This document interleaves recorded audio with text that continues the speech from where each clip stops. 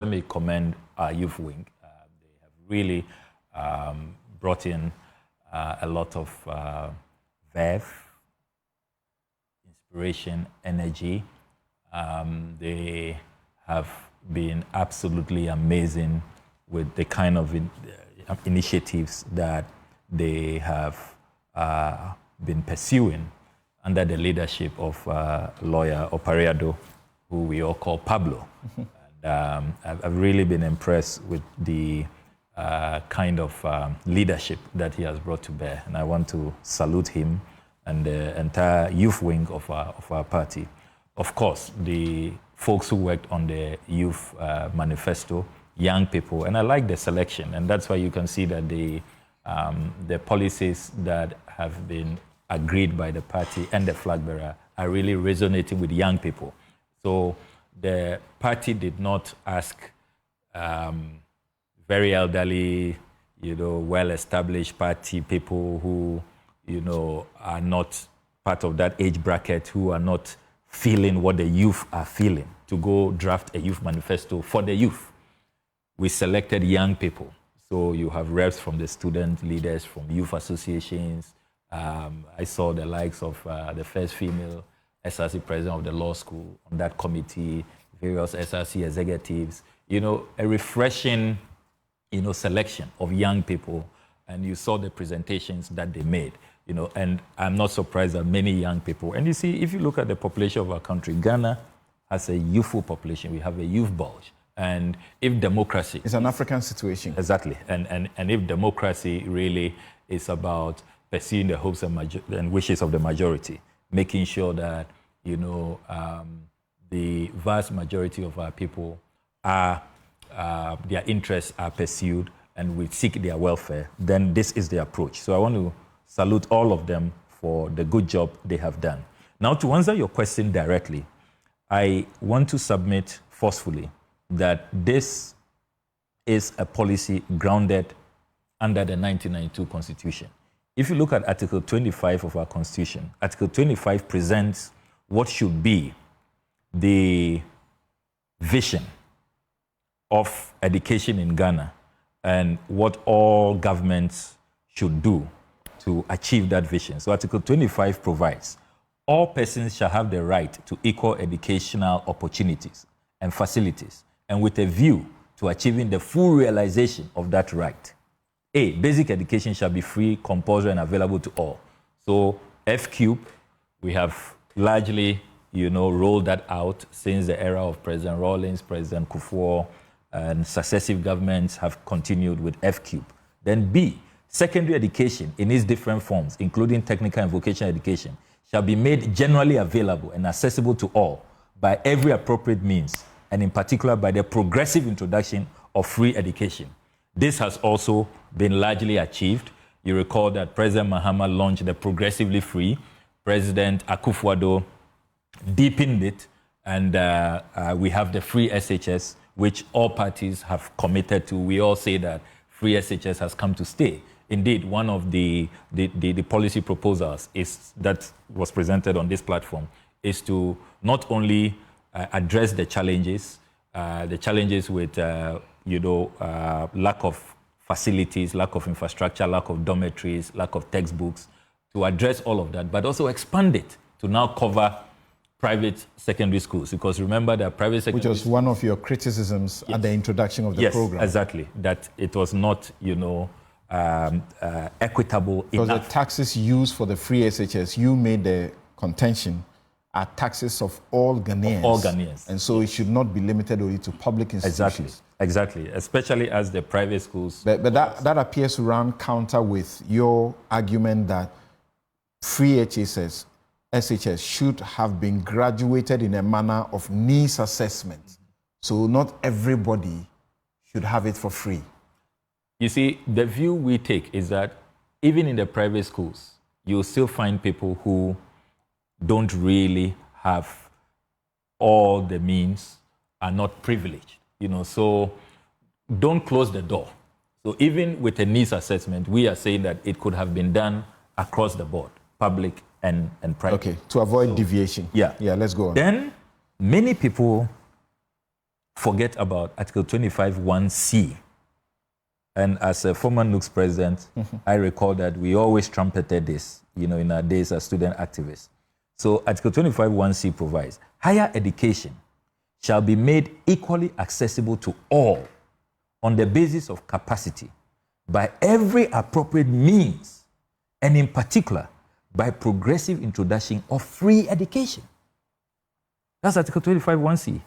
So I've seen a good number of Ghanaians on social media go agog that, is this not just about vote buying and is it not a sign of desperation? No, it is a constitutional provision that let's start with F-cube, the basic, let's get to secondary, make it progressively free, but let us also keep an eye on higher education. Research shows that there is a link between your population that has higher education and your GDP growth.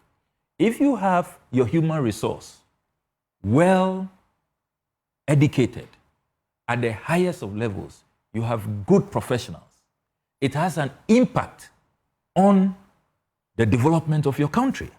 So you cannot have a situation where you have this huge, base. If you look at our educational structure, huge base. But by the time you are approaching secondary, going to tertiary, it becomes, a very narrow, pyramid at the top, where only about 19 to 20% are able to get in. Now, the analysis we have done, and we've done the actuarial studies, close to 43,000 on a yearly basis who are given admission.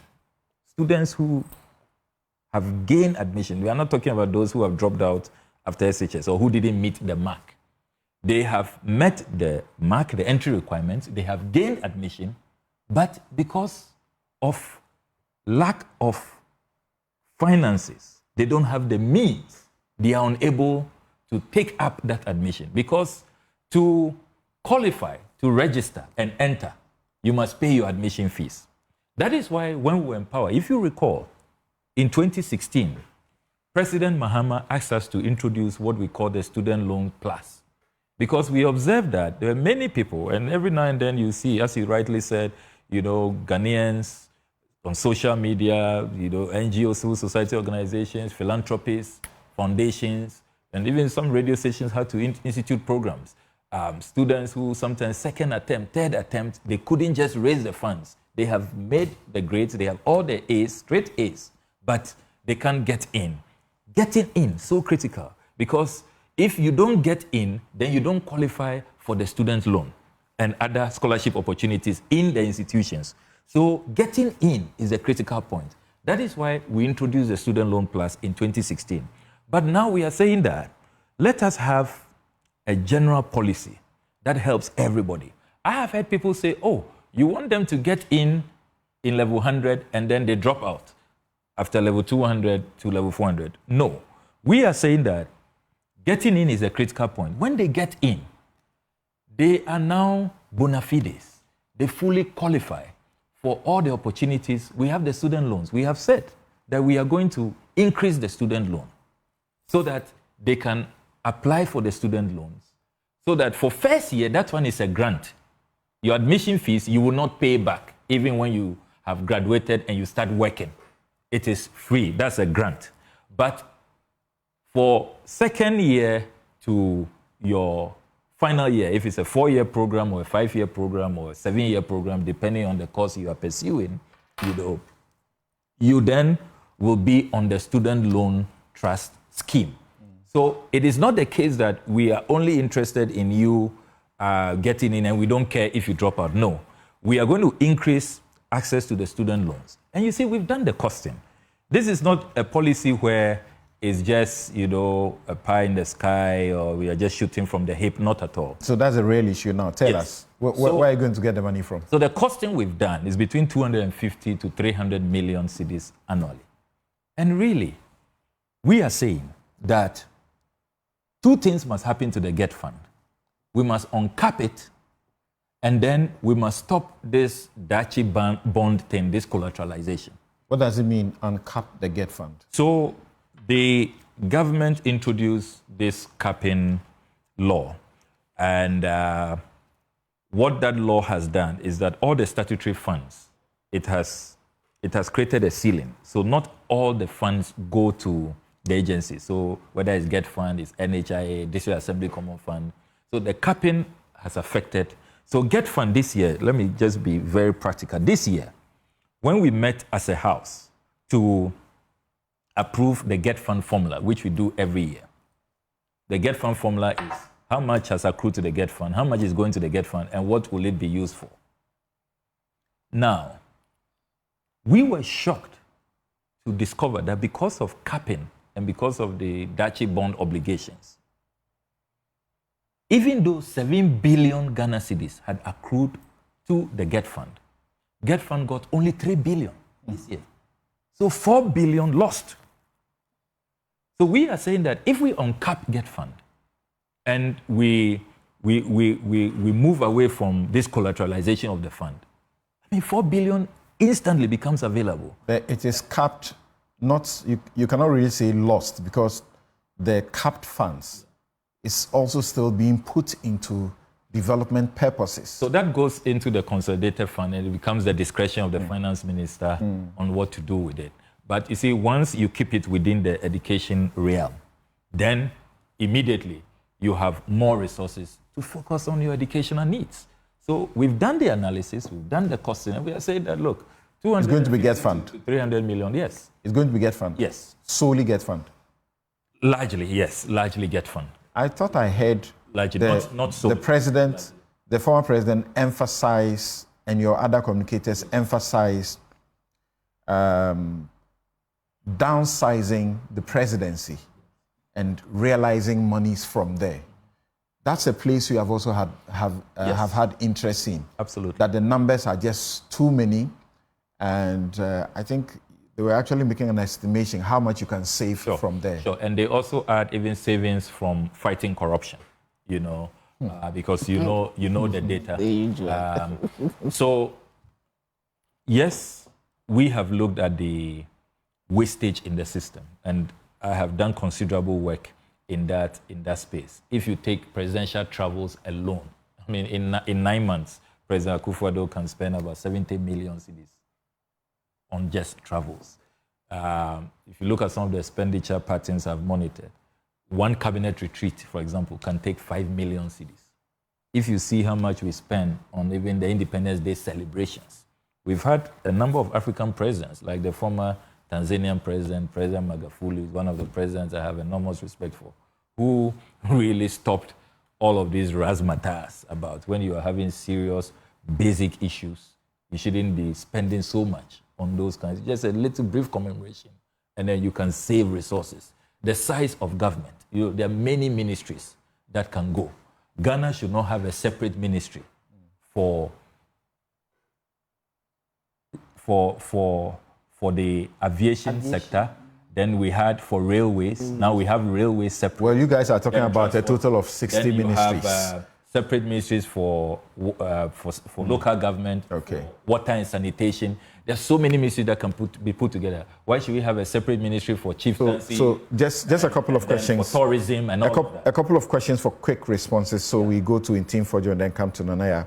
Now, the question about needs assessment. Yes. Is very practical with many discerning people.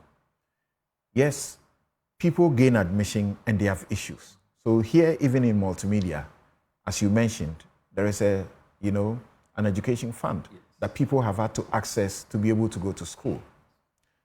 But as the university teachers, some of them also suggest, is it not the best way to target it rather than just say all persons who have gained admission to public institutions come for free money, to start? There's a lot of sense in it. Because there are people who gain admission who can afford. There's a lot of sense in the argument. And our response is that inherent in this policy is that needs assessment, where we have not done a blanket that throughout your first degree. We have said that level 100.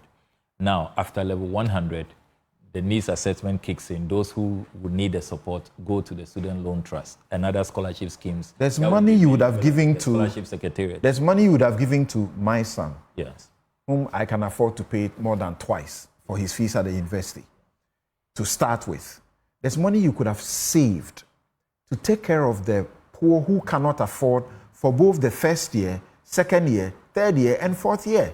Yes, so we are telling you that we have identified the source of funds. We are going to make sure funding is available.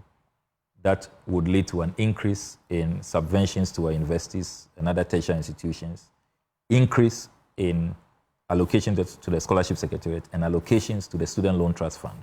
And then we are saying that after first year, those who really fall in that bracket of the vulnerable, the needy, can then access those funds, so that those who have genuine, legitimate concerns about needs assessment, that let's not just throw good money away.